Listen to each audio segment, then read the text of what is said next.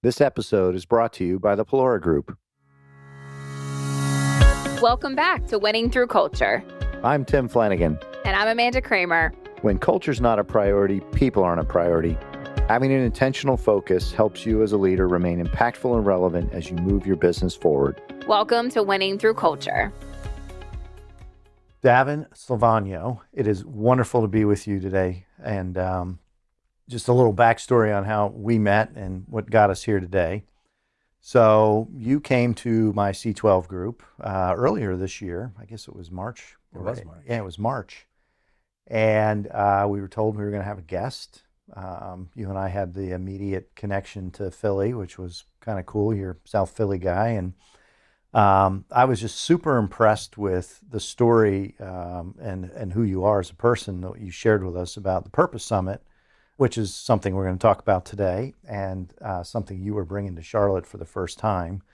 It was just a really great, perfectly timed, God's timing type thing, I think, for me and our group that day, to be able to welcome you in and to hear your story, which I really want to take a deep dive into today on our podcast here, Winning Through Culture. So welcome, and thanks for joining us. Thank you.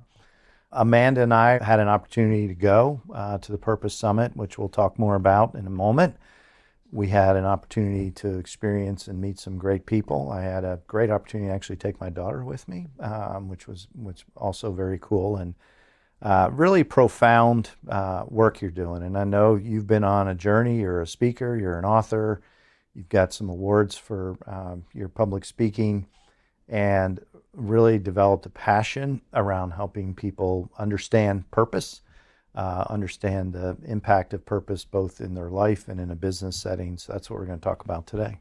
Well, and you have a new book coming out in Yes. 2025, which is exciting.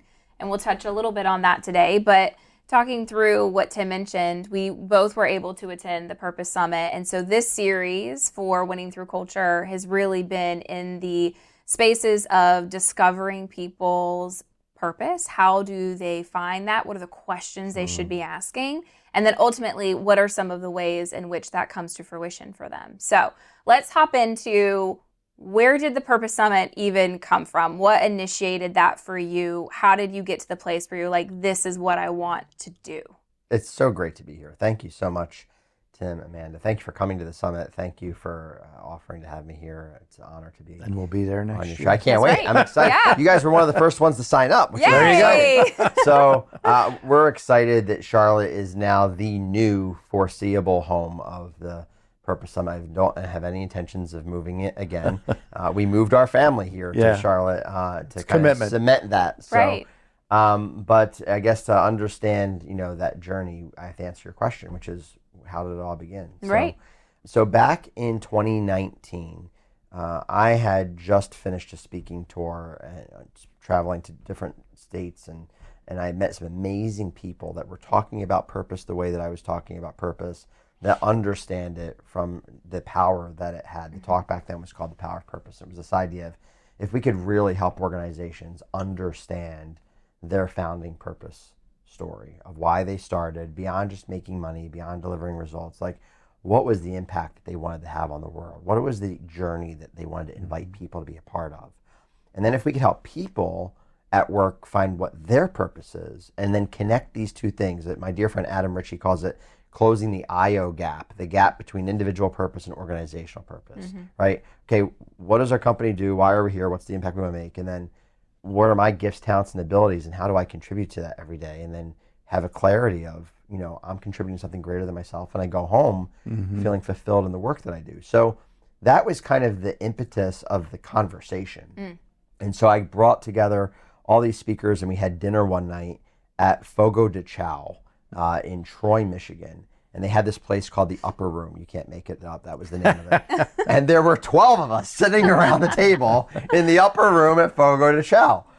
So those of you who have a biblical background will understand the humor in that. But so we're sitting around this table at Fogo de Chao, and I said, we travel to all of these different conferences, and companies hire us to come talk to the companies. What would it look like if we invited people to the conversation? What if we had an event, called it the Purpose Summit, and the whole idea was, day one, let's focus on individual purpose. What is purpose? what are the questions that you ask? How do you identify that in your life, in your work, and step fully into that? And then day 2, organizational purpose. Why did we start this organization? What is the impact that we wanted to make? How are we re-inviting people to be a part of that? And how are we showing them how their gifts, talents, and abilities, their purpose, contributes to something greater than themselves?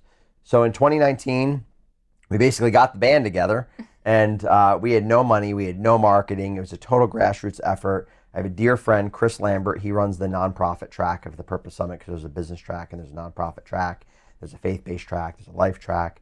And he had just started a movement in Detroit that was amazing called Life Remodeled. We could talk about that another time, but he had a school building that he had just started to rent. 157,000 square foot school building, 100-year-old building, beautiful auditorium, cherry wood walls and marble ceilings and old classrooms with 100-year-old chalkboards. So we said, let's do it here. And we had, general sessions in the auditorium, breakout sessions in the classrooms, and we had a ton of companies that sponsored it and came alongside, and we turned the gymnasium into kind of a networking expo, and Fogo de Chao served lunch. It was Really? Yeah, it was. I did not that's know that appropriate. part. That was That is they awesome. literally brought the restaurant to the gym That's so and cool. set up a restaurant in the center of the gym, and all the exhibitors were around it, and so it started there. We did it 2 years in Detroit. It moved to the University of Notre Dame. There's a story behind that, which we can get to. We did 2 years at Notre Dame, and then as we approached our 5th year, God said, move it to Charlotte. And I had the question if I was hearing that correctly, but we did. And last year, you guys came to the Purpose Summit in Charlotte. And now here we are, and it's the future home of the summit for years to come. And you did all that in 2019, and then this little pandemic rolled around. Yeah, there was that. Yeah. Like, There was COVID that. was in the Yeah. middle of I was all gonna that. say, Yeah. But you made it through that experience. That's right. It came out stronger on the other side. So, That's right. well, let's talk about, we've talked in previous episodes and offline, but just the reflections from the event in May in Charlotte. I mean, obviously you'd had some time to do this in Detroit, and you went to University of Notre Dame, which I know was an amazing experience. I saw some of those pictures, and here you are in Charlotte. What were some of the highlights or reflections, Davin, from your perspective about how that was received here in Charlotte, and just the evolution of the summit being in a new city? Oh my goodness. How much time do we have on the show? As much as we want. A couple hours, couple right? hours, yeah. Excellent. Sure. That's a great question. There's so many great moments. And I could point to amazing speakers that we had and things that were said. Yeah. But I constantly say the magic of the summit, as powerful as those talks are, isn't what happens on stage. It's what happens off stage. Mm-hmm. It's the relationships that are formed. It's the friendships that are forged. It's the collaborations that are born. I'm constantly watching to this day, especially on LinkedIn. There's been books that have been co-written together from people who never met each other, and they met at the summit, and now there's books Writing a book. that they're writing a book together. There's been companies that have been started of people who didn't know each other and left the summit and started companies together. There's been life transformation stories. There's been lives literally saved. One of my favorite stories is a story of a guy named Simon. Simon was an executive for Huntington Bank, and he came to the summit as an atheist. And we don't market the summit as a faith-based event. It's a leadership experience. We cover the gamut. There's for-profit, there's nonprofit, there's faith aspects. So all are welcome. But he came, and he was an atheist, and he was an executive for Huntington Bank. What we didn't know was he was also a depressed, raging alcoholic who had plans to take his life, and had no idea that this was where he was at. His marriage had failed. He was alienated basically from his adult special needs son, because he was so focused on his career. He was so focused on achieving success. Purpose was absent from his life, right? And at one point at Notre Dame, he was weeping in the back of the room. And a guy from my chair, Roger Norberg from C12, noticed, grabbed him, brought him over to Corporate Chaplains, which is a sponsor of the summit, and they prayed with him in the back of the room. And he gave his life to the Lord at the summit. He left the summit, quit his job, started a new company, re-engaged with his son, became sober, and now started a whole mission for for exactly that, like fathers who had left their sons and reconnecting them. I mean, like he fully embraced the conversation. It altered the whole course of his life. And then he came down here to Charlotte last year. He actually lives in Michigan. He drove to our office and picked up all the stuff that we were going to have to mail to Charlotte and drove it down in his car, and then was chauffeuring me and Lisa around while we were here. And so that's like a life-changing story. But then there's like organizational changing stories. I've seen companies who are like, we've got a great culture. This is the Winning Through Culture podcast, right? We've got a great culture. We've got it all figured out. And then they come and they hear stories from WD-40 who have a 96% employee engagement rate, and Gary Ridge, the CEO who just retired from there, and how over 25 years of CEO of WD-40, they never once laid someone off in 25 years, right? They hear stories of Lippert that grow from, a $63 million company to a $7 billion company and reduce turnover by 100%. They hear stories of companies that double EBITDA by loving people, like all these different things that just seem so foreign to us. And then companies walk away from there a little bit humbled, challenged, and say, we need to do better. Right. And so I've got no shortage of stories that I could share, but the overwhelming feedback in Charlotte, which was the end of your question, was well received. Everyone that I talked to said this was actually one of the most transformative leadership experiences that I've ever been to. The only complaints that we got were around some of the logistics. People didn't like bussing around Charlotte. Moving. We're changing that for next year. I It's heard. all in one location. One spot. So there's no more buses. You can come to the hotel and you can stay at the hotel for 3 days. So we heard, we listened, and we're making those corrections. But overwhelmingly, it's been well received. Yeah, it was very impactful for me. And again, I think to your point, it was the people I met, the conversations that were had, certainly the speakers, and the material itself was great, but it really was an eye-opening, profoundly powerful experience, and still processing some of it, actually. Oh, I mean, you sent me a letter about how your daughter was with you and just the impact that had, and that was another highlight for me, honestly. I mean, some of the biggest highlights happened after the summit in the messages that we receive, and your letter about how much that meant to you and having your daughter there with you. I literally turned around and looked at Lisa in our office, and I said, this is why we do this. This right here. So thanks for sharing that. And I just keep going back to my notes. Like, I have a whole notebook of just like, and I like to handwrite them because I feel like, you can commit it to memory a little bit more. And so it's been a fun conversation, so much so that it was the series, genesis for this. Like, right? Like, we're like, we need to do a series based on the reflections that we had from the Purpose Summit. Yeah, we were the second day talking, and I said, I got it. She's like, what? I'm like, this is like the launching pad for the rest of the year for Winning Through Culture, because normally we do these 3-episode kind of mini-series with a theme. And I was like, there's so much here, both to your point, Davin, on the individual side and then the business side. And that's the magic, is when you can help people in the workplace discover their purpose and their gifts and their talents and align them to what the business is doing. And obviously the business needs to be profitable and make money, or it won't be in existence and be able to fulfill its purpose. But ultimately, that there is a purpose, and you get those two things aligned, and you have a very formidable force for positive change, both in business and in people's lives. And so true. There's so much. I mean, the people we met, and we've already done an episode with Rebecca Holmes, and have some other people we're talking to about doing episodes to get their perspective from the summit. So super powerful. So agreed. Good. And kind of going back to the notes that I took, and of course you were on stage quite significantly throughout introducing different speakers and things of that nature, but you had a comment that just kind of stayed with me, and I'd like to explore this question a little bit further. You said, what if your what if led you to your purpose? Yes. So can you dig into that? Like, that's one of those questions that if you were sitting, and not everybody, of course, has had the opportunity to go to the summit just yet, but if you were sitting there thinking about, well, how do I even start that conversation with myself about what my purpose is? What if your what if could lead you there? How did that come to fruition for you? Well, and funny thing is that was the first time I'd ever said that. Oh, yeah? I'd never said that before. The title of the talk, What If, that was the summit was the first time I'd ever given that.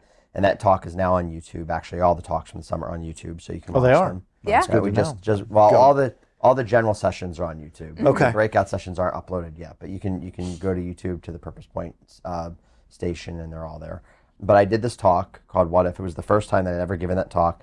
And by the way, that I made that decision 48 hours before giving that talk. That was not the talk that I gave, even though the program said it was going to be What If, the talk that I gave was a different talk than I had Very planned. different. Yeah. So you were moved in a way. Yeah, I literally in the green room the night before said I'm changing this entire talk. And that statement, what if your what if is an invitation to your purpose, is just something that came out. And then I started reflecting on what I just said. So sometimes you say things and you're like, where did that come from? Right. We know where it came from, but I start reflecting on it. And I've really had some time to unpack that.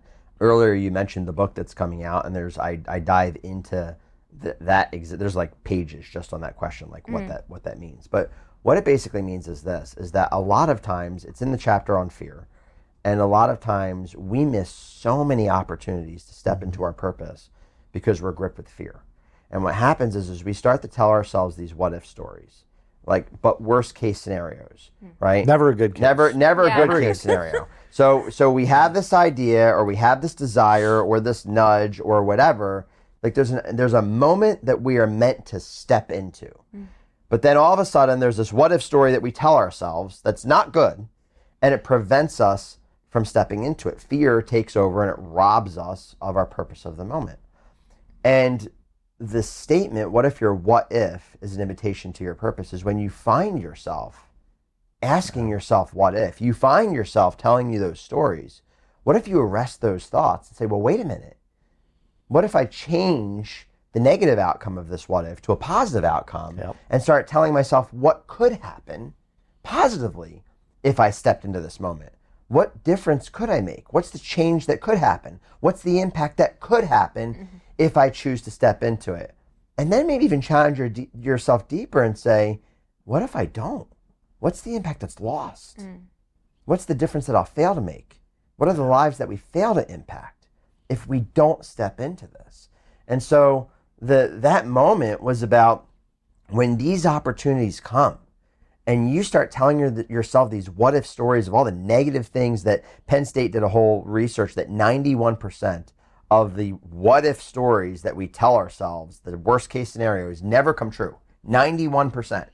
So if you think about that, we miss 91% of the opportunities that we should step into because of 9% of the time that something bad might happen. So we miss 91% of opportunity because of a 9% potential of a negative outcome. So what if we flip that? What if we focus on the 91% what if of what could happen? And I'm not saying to foolishly or unabashedly, run into to danger, right? But what if we arrested those thoughts and actually weighed it out and had the what if conversation? Are you focusing on the 9% what if that might happen? Or are you focusing on the 91% of positive impact and opportunity that could happen if you choose to step into those what if moments? Well, we've had a guest speaker who is going to come back because we've just enjoyed his episode so much, and he talks about thoughts in the sense of think about them like they're on a conveyor belt. You can let thoughts just sit there and pass on by, or you can choose to pick them up. And that's really what you're saying there, right? Like you have the intentional focus of what you're choosing to tell yourself and just shifting the percentage of time that you are putting thoughts into action. That's right. Right? That's right. Yeah. Yeah. Yeah, I mean, fear is a great immobilizer, and as your upcoming book, which I love the concept of the thieves of purpose, it really, it's the opportunity to rewrite the story in your head about the what if. That's right. And that is a very powerful lesson that it's easy to default to fear, which leads to scarcity, which leads to inaction or shrinking away from your purpose versus, well, what if? And I think the other side of what you said, Davin, is great, which is, well, what if I didn't do it? What's that look like? Because there is an element of fear of that, but it ultimately is the missed opportunities to really, truly step into who you are and what your purpose is and what your purpose is in this moment.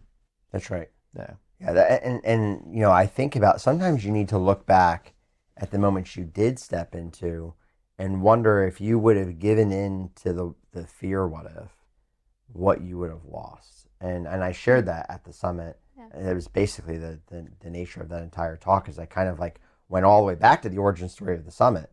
And if you look from 2019 to today, there was a bunch of what if moments that we had to step into, particularly through COVID to keep it going, that it would have just been easy to give in to fear. It would have been easy to say, well, what if no one comes? What if we put all this on and nothing happens? What if this happens? What if there were so many what ifs that then the move to Notre Dame, there was actually a moment. We had 2 successful years, the first 2 in Detroit, and then we were called to move it to Notre Dame. And we met as a team, and there was this, well, wait a minute, all of our sponsors, all of our support is in Michigan. Like, this wasn't a national event at this point. Mm-hmm. Now it is. Last year we had people come from 35 states, 7 countries, 3 continents, all came to Charlotte, which was amazing. Yeah. Right. But the first one, everyone was from Michigan. The second one, most people were from Michigan, and there was a couple people that came from Indiana and Ohio. But when we were called to Notre Dame, there was this big what if of, what if we go there, we lose all of the support from Michigan, we've got no sponsors, nobody comes, South Bend's hard to get to, you got to fly to Chicago, drive 2 hours, all these what if stories. Mm-hmm. But then we said, but what if they did come? And so we leaned into the positive what if. And the third year of the summit, we had our biggest attendance ever. We raised the most amount of sponsorships ever. And people came from London, Italy, India, Africa. Like, we were concerned people wouldn't come from Michigan. Right. And they came across the Atlantic Ocean. Yeah.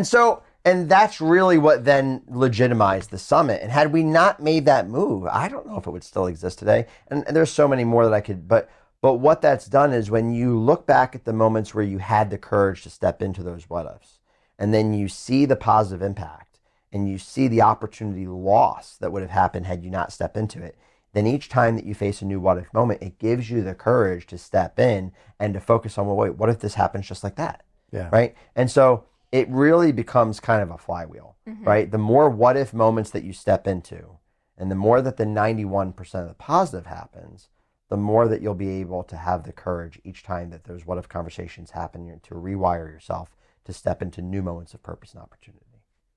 How often do people that have engaged with you in some capacity, whether it's in a coaching relationship or they've heard you speak, just walk up and say, how do I find my purpose?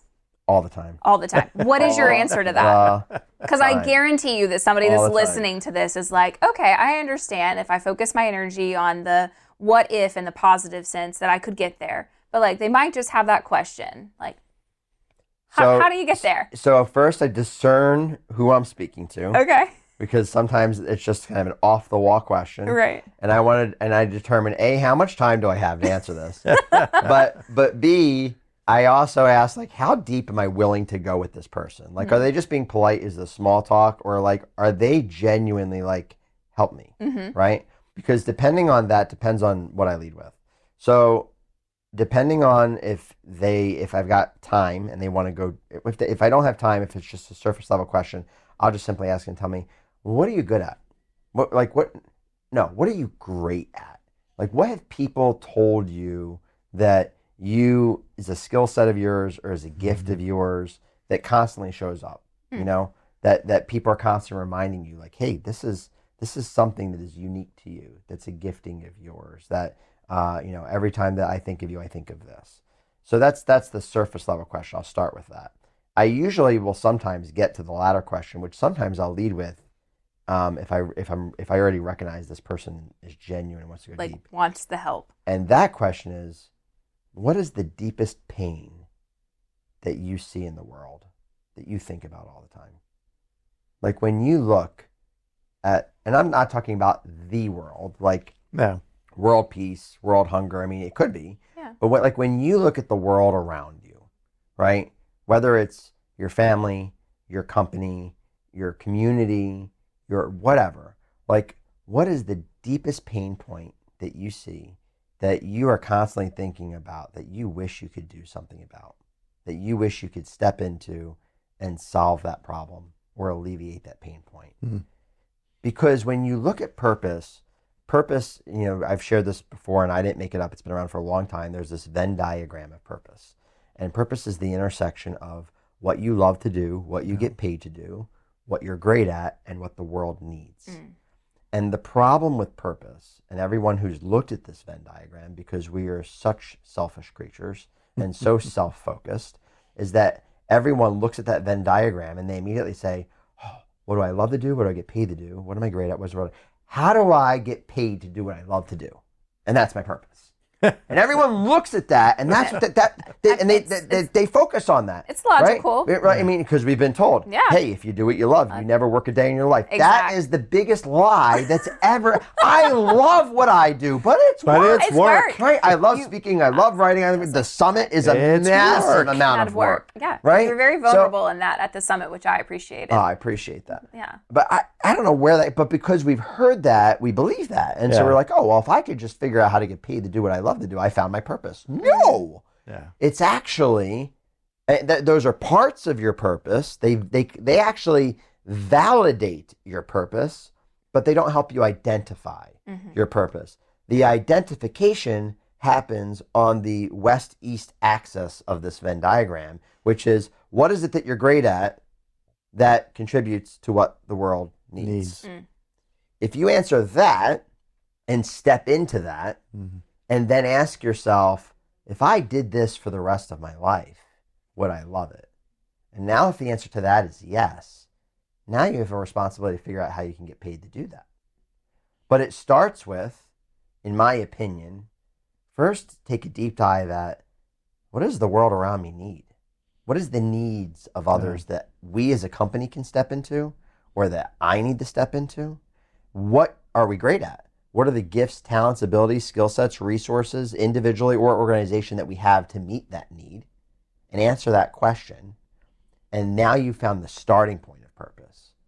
And then if you continue to do it more and more and you find joy and fulfillment and love in doing that, that's now validated that you're in your purpose. And then if you can figure out a way to monetize that, great.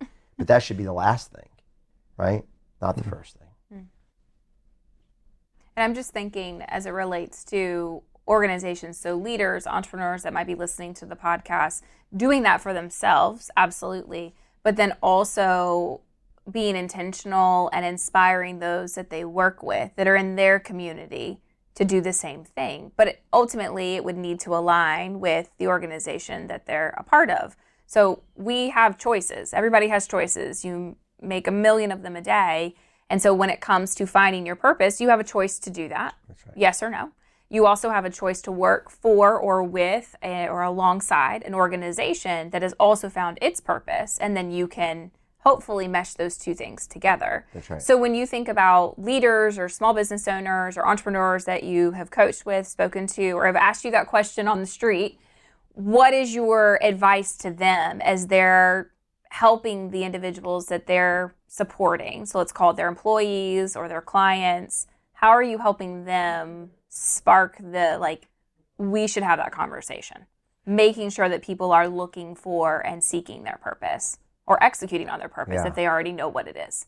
So there's two steps to that. The first step is to genuinely be people focused and not company focused, because a lot of times what happens is we tend to proselytize purpose, right? And we will sit here and say, oh, this is great, this is fantastic, and if we do this, that will translate to better culture, better engagement, better retention, better revenue, better bottom line, and that's all true, but that's not the reason you should do it, right? Those are the outcomes. The reason that you should do it, there's a stat that drives me nuts that we've just not moved the needle on in decades, and every year Gallup, produces this report that talks about what percentage of the people in the world are actively disengaged. I don't use the word disengaged.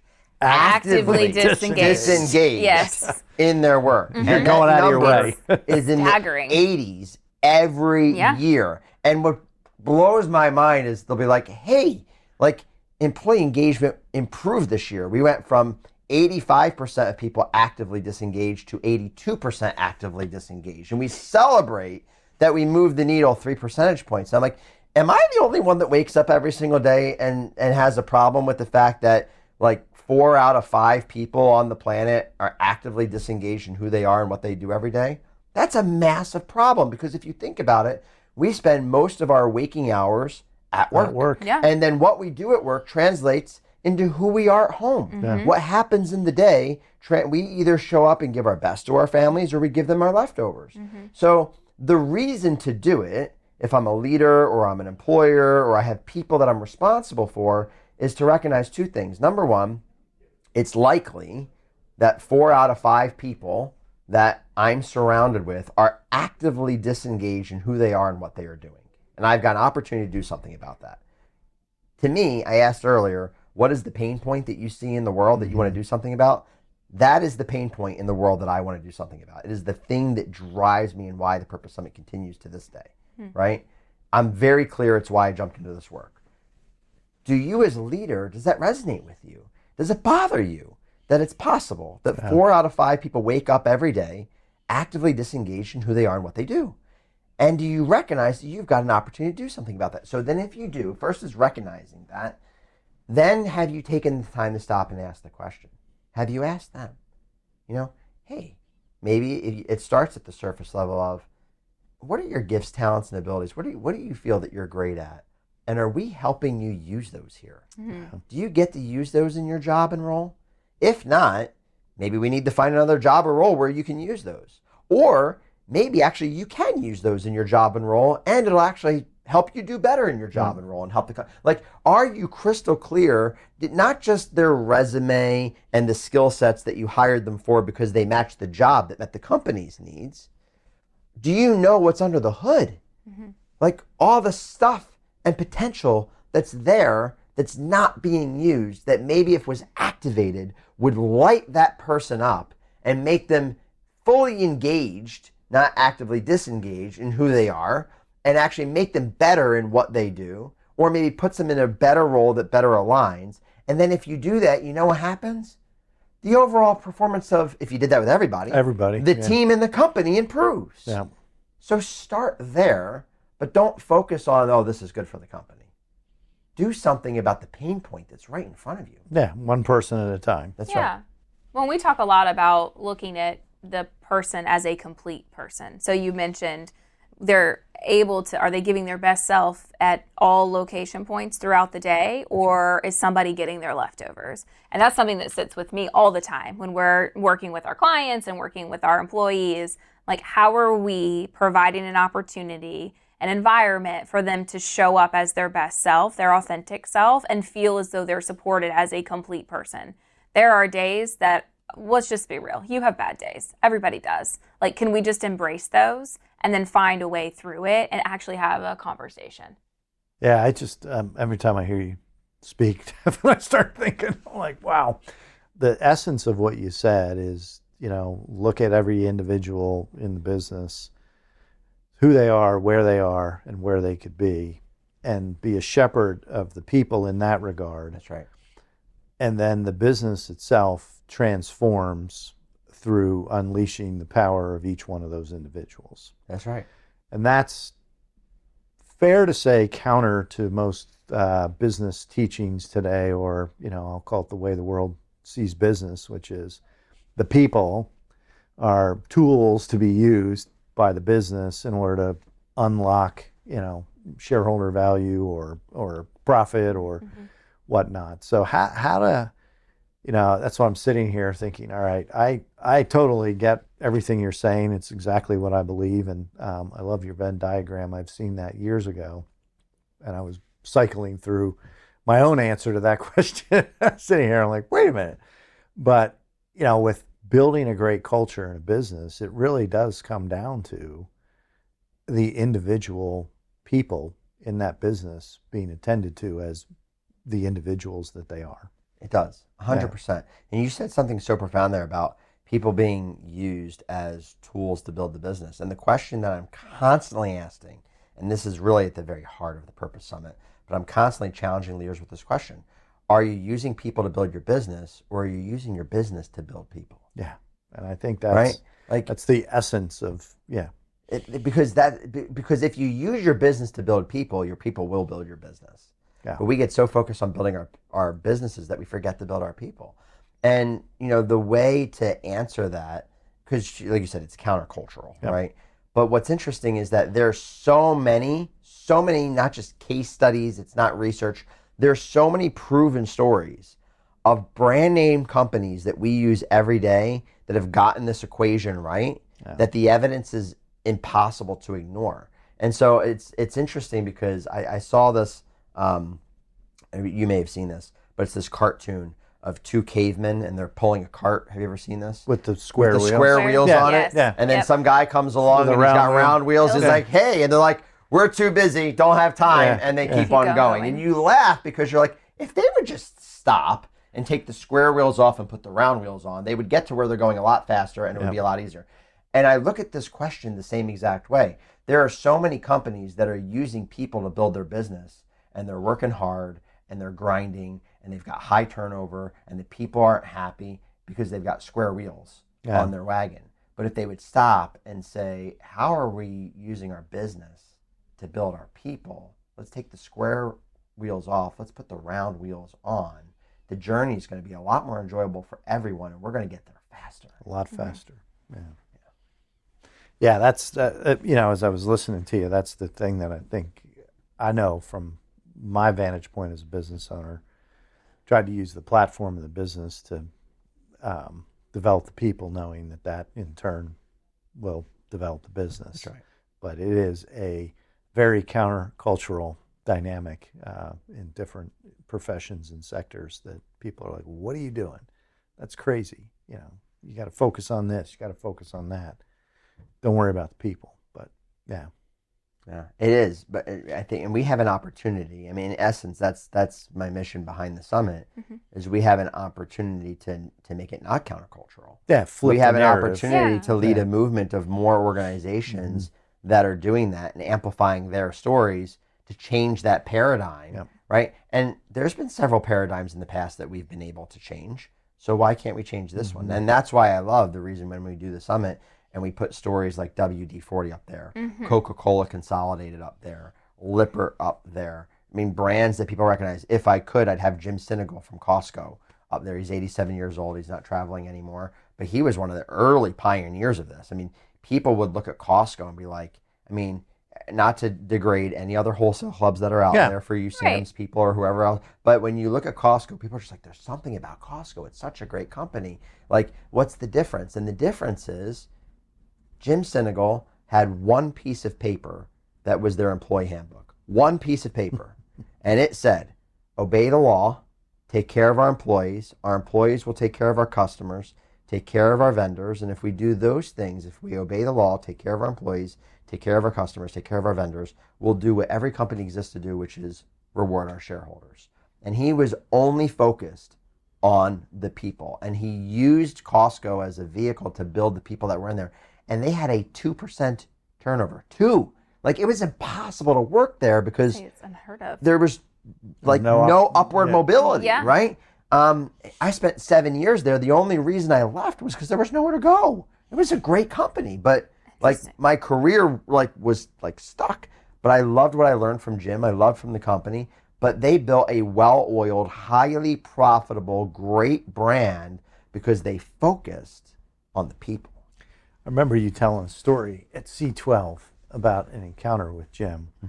Can you tell that? Oh, it's one of my favorite stories. That was just, I remember that. I was like, wow. So it was 2001, so 23 years ago, in a Costco in Michigan, and I was relatively new to Costco.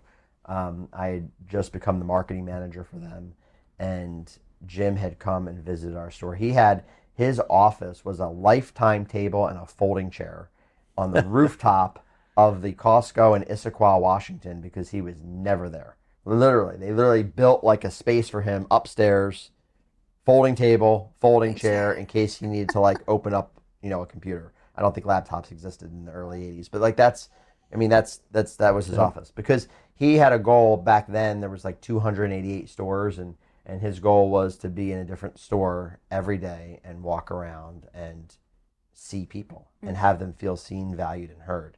and then to take the insights he got from the people and then share with those leading the company what changes they need to make. So I had heard that story, like it was, like an old wives' tale, right? Yeah. And I'm like, come on, really? So one day he shows up in Michigan, walks in the door. He's got khaki pants on, button-down shirt, name badge that says Jim, no title on it, and walks up to me and he says, "Hi, I'm Jim. What's your name?" I knew everyone knew he was Jim, right? And he knew my name I was like, this is not undercover boss. This is not undercover boss. He was unmistakable and had an entourage behind him, so it wasn't like he was by himself. Of course. Right? And I had a name badge that said Davin, so he knew my name, but he made this personal connection. He leaned in, shook my hand, stared me in the eye, and said, "I'm Jim, what's your name?" And wanted to make that human connection. Yeah. And I said, "I'm Davin." And he said, "Davin, tell me, why do you work at Costco? What are we doing well? What could we be doing better?" And I mean, that was a well better before like Lipper, and you hear Amber at the summit talk about well betters. I mean, he was doing well betters 30 years ago. So what are we doing well? What could we be doing better? And I'm like, why are you asking me? Like, first of all, I've been here for like 2 years. I'm a new marketing manager. Like, there's a bunch of people who've been here for like 20 that you should be asking that question to. So I told him, but then he asked me this question, and this was the one that got my attention. He said, "Davin, what are your goals and dreams? And by working at Costco, are we going to help you fulfill those?" And that question upended my world, because I'm thinking, here's the CEO of a very well-established company. He's very busy. He's got all these people behind him. I mean, there's a lot to do, but he wanted to know if by me working at his company, if using his business was going to help build his people, if it was going to help me achieve my goals and dreams. And I never forgot, like that seed, I never forgot that moment. That seed like upended my world of this is how companies should be leading business, right? And from that point forward, I learned from that moment in every leadership role that I ever was in to take the time to make people feel seen, valued, and heard, and to know that not only do their voice matters, but that they belong, and that we have an opportunity to help use what we've had to help them fulfill their goals and dreams. Yeah, I think that's it. I mean, like, let's be honest. Tim and I talk about this a lot, and we use our daily experiences, right, to really show how these things come to life. Concepts, you can talk about things theoretically, but like we live this on a daily basis. And you literally took the words out of my mouth. Like that's it. Drop the mic. That drop the mic. Yeah, that's one of those drop the mics. Wait, but we've got so much more to talk about. I know, but yeah, like it's one of those things for me.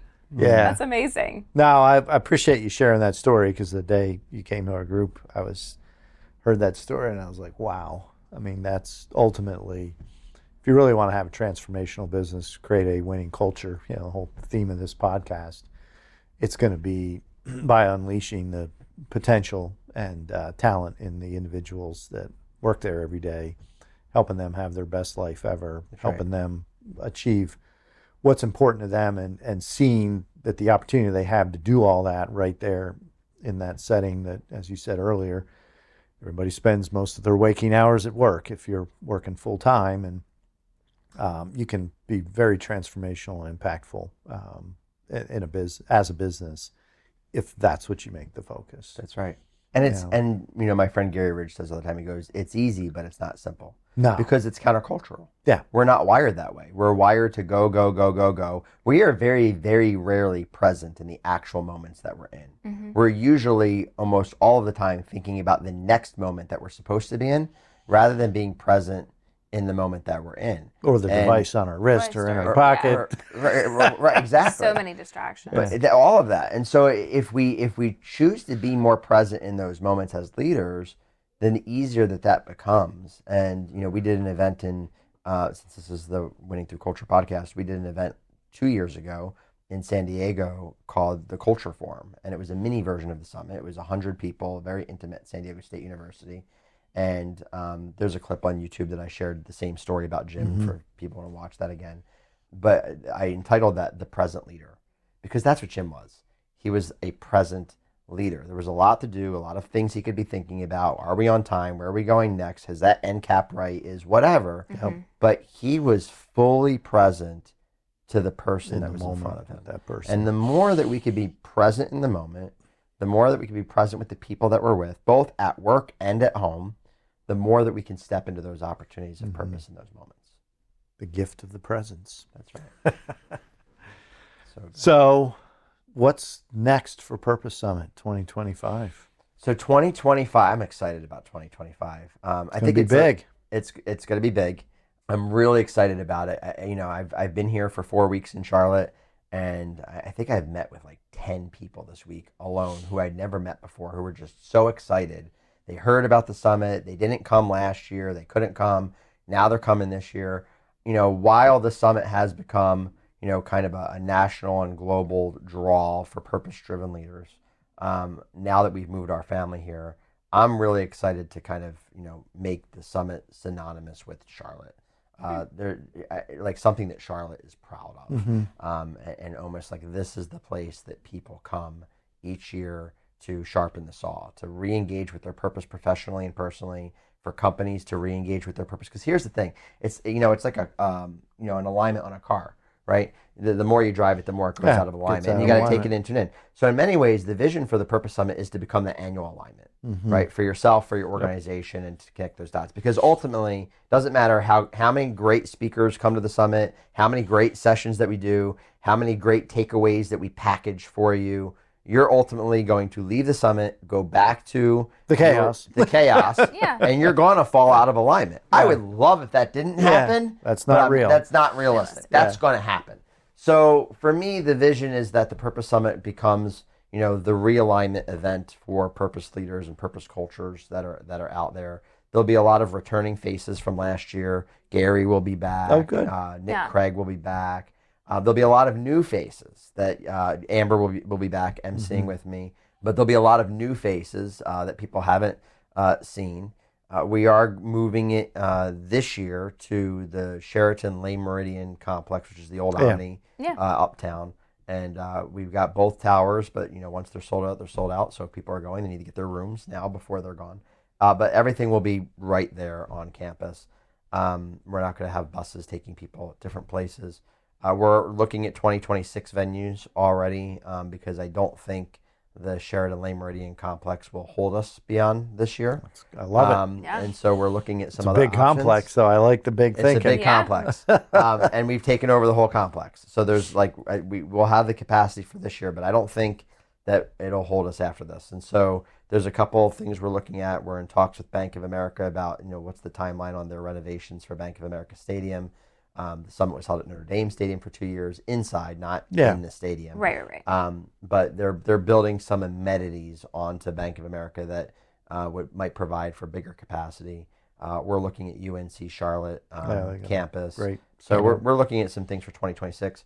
But 2025 in May, it'll be, it's the same week as the PGA event here in Charlotte, which is great. We intentionally did that. So you can come in on Monday and go to the summit Tuesday, Wednesday, Thursday, and then go to the PGA Tour Thursday, Friday, Saturday. It's perfect. Be a great week in Charlotte. Get a couple golfers sharpen to your speak early culture on. and go do that. So it'll be a powerful week to be in Charlotte. So, but the vision, the ultimate vision, is that the summit ultimately reverberates beyond Charlotte and into the hearts of the leaders that attend it, and they take it back to their organizations, and then we start seeing more organizations coming alongside of each other and leading this movement to reverse the 85% of people who are disengaged at work. Let's flip the script. Let's turn it around so that more and more companies, it's not countercultural, more and more companies are focusing on the purpose of their people, tying that to the purpose of their business, and helping people feel fulfilled at work, and then experiencing the fruits of that by seeing winning cultures, winning results that are sustainable, and that they don't have to work so hard for. I don't know if there's anything more to say. I know. I mean, we could talk for a long time. We certainly could. I'm at your disposal. So whatever more content you want to capture, I'm here. I'm good till 2:00, so we can keep going. There's some days or episodes that go quite long. Yes, no, I mean, I just, I really commend you, Davin, for answering the call you got.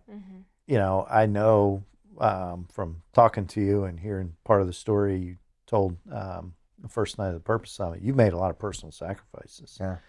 You've put a lot out on the line, and if you're okay, I'd love to just maybe just take a minute to Yeah. talk about, this all is wonderful, but you said it and it's true. Anything worthwhile is hard work. That's right. There's no easy button other than on TV or Staples maybe.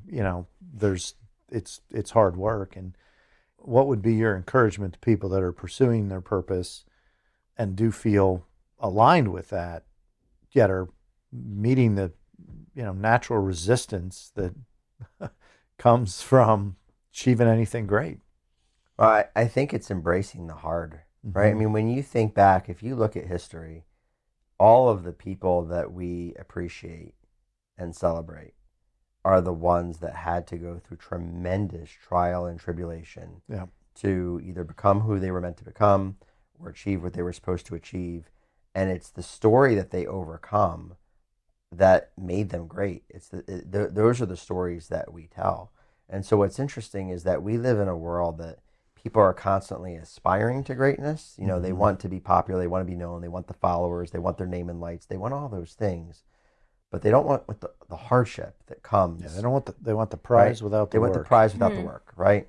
And but if you look back, I mean, there's no greatness in a story that's like, oh yeah, Davin started this great Purpose Summit thing out of a dinner at Fogo de Chao. Everything went exactly as planned. Not a hitch. I mean, it became an awesome conference that did a lot of great things. It was seamless. There's no inspiration in that. In fact, there would be a lot of resentment in that for a lot of people.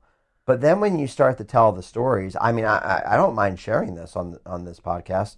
I can't, with every single year, 2019, 2020, during COVID, 2021, 22, 23, and then even last year, every year I looked at myself in the mirror and said, why am I doing this? Yeah. Why am I putting my family through this? This is just too much. It's too hard. It's too much of a sacrifice. It's too much mental bandwidth, emotional bandwidth, physical bandwidth, spiritual bandwidth. I mean, but like you said earlier, right, there are so many worthwhile things worth fighting for. And when you want to give up, you have to be clear about why you started in the first place.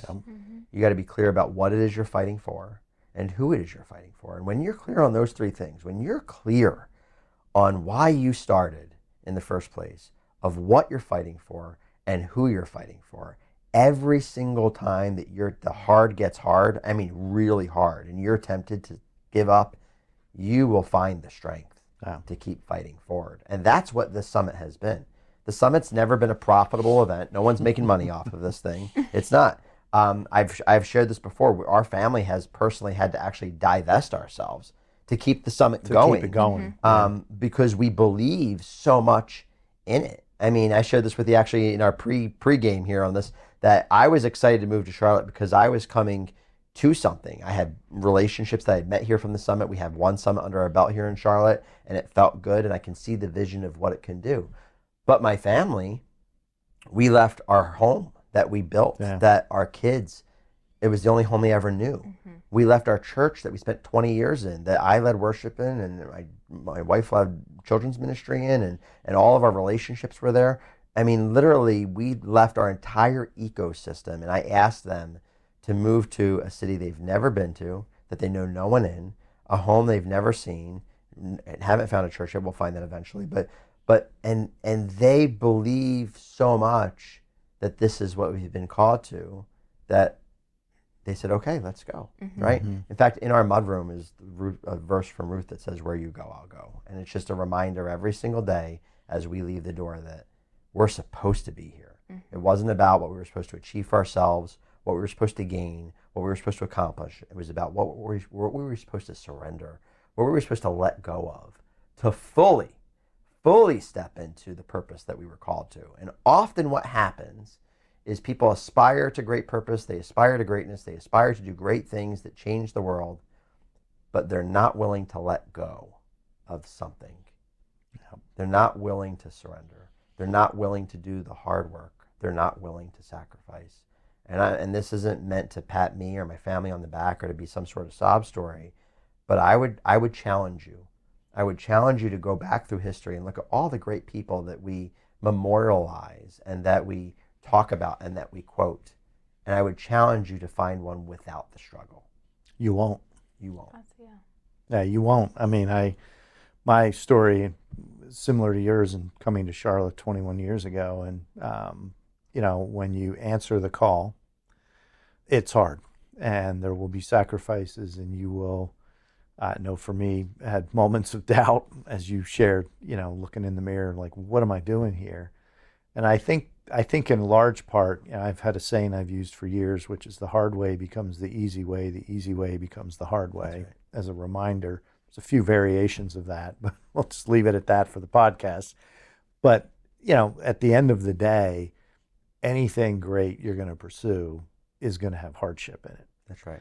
And I have always believed that when those moments of quitting, of like, I don't know if I can do this anymore, come, it's a pretty good validator that you're actually probably on the right path. That's right. You just got to dig a little deeper, That's right. Get a little more courage, find a little bit more of a support system around yourself, and then step into that fear. And greatness is on the other side of that. That's exactly right. Yeah. So I appreciate you sharing that story, because I think that's the other side of this. To your point, Davin, is, if you're pursuing your purpose, the lights are not all green for, the next 5 miles. That's right. There's going to be all kinds of things that come in the way. And I think, to your point, unfortunately, our society is very kind of instant gratification now. And, people see these influencers that are, whether they're successful or not, I'm not passing any judgment on that, but it's just like, I just have to do this or that and I'll be successful. And it'll be without hardship. It'll be without struggle. And to your point, I cannot think of any story of an individual in history that's inspiring to others that came just with easy street. That's right. Doesn't exist. No. And so when you're facing the hard, when you're facing the sacrifice, Yep. when you're facing the moments that you want to quit, I do believe that those are moments that are validation that you're on the right path. And quitting is one of the chapters, and it's one of the thieves of purpose. Yeah. And I can't tell you how many missed opportunities there are because someone was so close. This close. So close. There's so many stories, right? There's the images of the gold miner, and like he dug this long tunnel, and just like one more hit, and acres of diamonds. Acres of diamonds. There's, the story of swimming the English Channel in the fog, and couldn't see, and turned around and went back to shore, and they were already more than halfway there. I mean, there's so many stories of, oh my gosh, had I just kept going. Yeah. So if you're listening to this and you're feeling like, it's just too hard, you want to quit and it's not worth it, I would just encourage you to keep going, because like you just said, Tim, it's validation that you're probably digging deep into your purpose. And you're on the right path. That's right. Maybe it's the what if I keep going? What if I keep going? What if I keep going? That's right. So good. So good. Yeah. Well, Davin, it was a pleasure. Thanks for being with us today. I have lots to reflect on still. Like every time Tim said, like the stories that you share, every time I hear you, I'm like, cool, all right, I need to take that in, process it a little bit, and see how we can show up better. Thank you so much. Yeah. That means the world to me. Truly honored to be with you guys today. Honored you came to the summit last year. Honored you're coming back this year. That's right. I look forward to more Got a conversations whole table. together. Whole table. I'm so excited that you have a whole table. Yes. Yeah. Wow. But thank you for the work that you're doing with Winning Through Culture and inspiring more companies to get this right. Anytime I come across people who share the same vision and mission and that are stepping into it, it's hard work. It's not easy work. No. And so I know that you Very guys are hard leaning work. in. It's really hard work. So thank you for your perseverance and your thank you. steadfastness in it. Yeah. That's kind. Thank you. Really appreciate you being with us, and look forward to seeing the impact you and the Purpose Summit's going to continue to have in this community and beyond. So welcome to Charlotte. That's Thank right. you. Thank you. Glad to be here. Thanks for joining us for another episode of Winning Through Culture, Until next time, stay intentional, be impactful. because your culture matters.